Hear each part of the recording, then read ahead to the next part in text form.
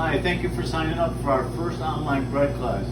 I've been talking about doing this since the pandemic started about 5 months ago. I've had great intentions, but couldn't figure out the way to really set it up, how to charge you, etc. And now with Side Door, I'm able to get this set up and with their platform and do the online class. The class is September 27th at 3 p.m.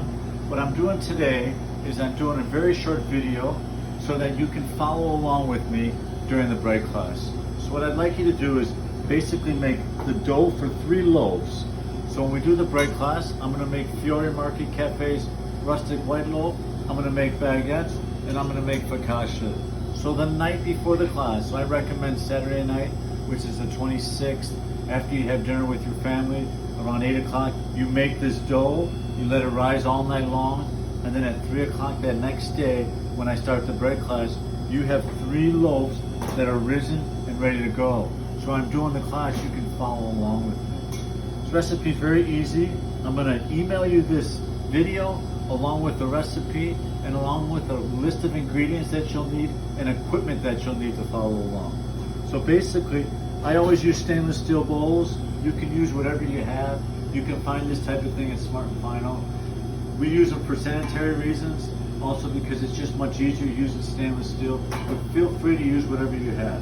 So what I'm going to do is I'm going to take 3 cups of bread flour. I'm going to go 1. I always do this. I always tap down on the cup so that any air pockets are removed. I go 1, 2, 3. 1, 2,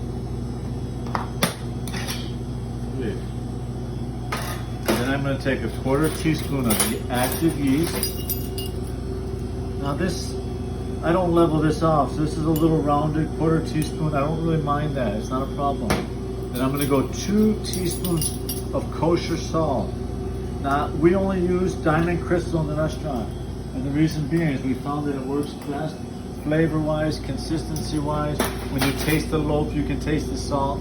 Anytime I've used Morton's or other substitutes, it's just not the same, so we try to use that whenever we can. Then what I do is I take this, I stir this real well. I go real slowly too because I don't want these ingredients all over the place. I stir well so that the salt is distributed. I've found in the past that if this step isn't done correctly, that you end up with a loaf at times that tastes as if there's no salt in it when we know that there is because it's not distributed well. That's it, simple as that. Then I take a pitcher like this and I'm going to go 1 1/4, a little over 1 1/4 cup of tap water at room temperature. I don't want warm water, I want it to be room temperature.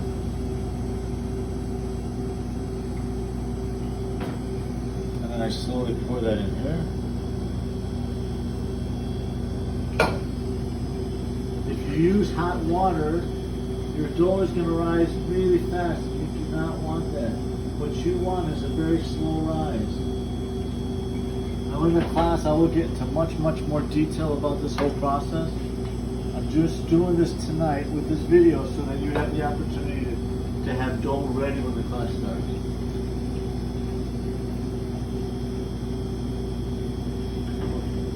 That's it.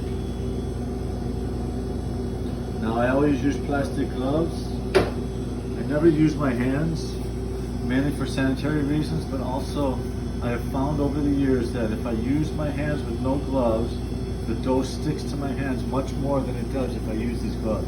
The problem with the gloves is just getting them on. And when you start to use these gloves, you're going to struggle for quite some time because they're just awkward, really awkward. Once you get comfortable though, you'll be perfect with it. So now I'm going to start to stir really slow. I don't want to go fast because I don't want to mess. Part of the whole thing about this recipe and about the class I'm having is this is a convenient way to make homemade bread without having a huge mess. We have one little bowl here. We don't have flour everywhere. It's very simple. So that's partly why I take a lot of time and caution when I'm doing this step right here. I'll stir as well as I can. pulling all the flour in. And then as soon as I do that, I pull it off the spoon like that. And then we will mix it by hand. We're really not going to knead it in the true sense of the word kneading. We will pull it together. Some people might think that is kneading, but we're not going to work the dough at all. The work comes overnight when it's rising with a little bit of yeast. That's where the work comes in. Okay. So now I'm going to pull that off of there. I'm going to very slowly try to pull it together. Now immediately I can tell if the water is right.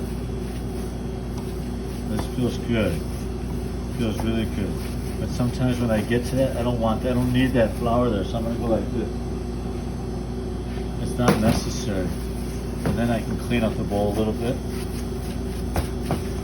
And that's it. I don't need to do any more. I'm not going to knead it at all. I'm just going to wrap that. Same here. Same process. And as you can see, it sticks to my gloves a little bit. But because I've done this so much, it's not awkward anymore.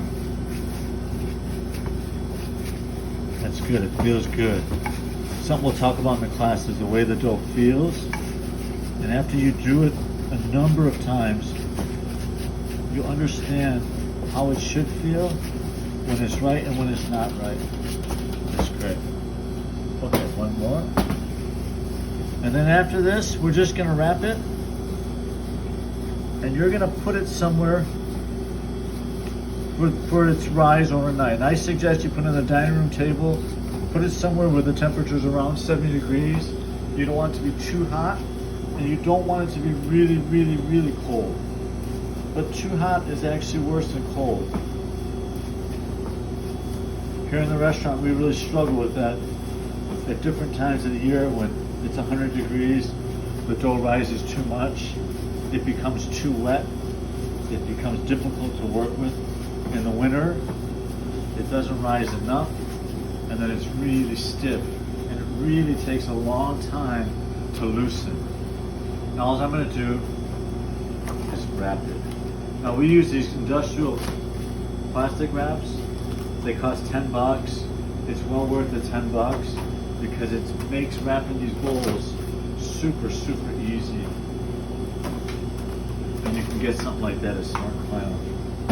Stainless steel bowls you can get at Smart Finals or a restaurant supply store. And they're also very, very inexpensive. $3 a bowl, maybe $4 a bowl. They're worth having some.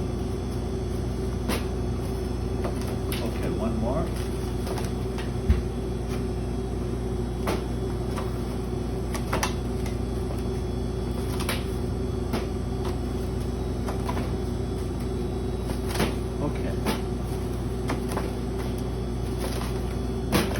And that's it. So that's what you should do the night before the class.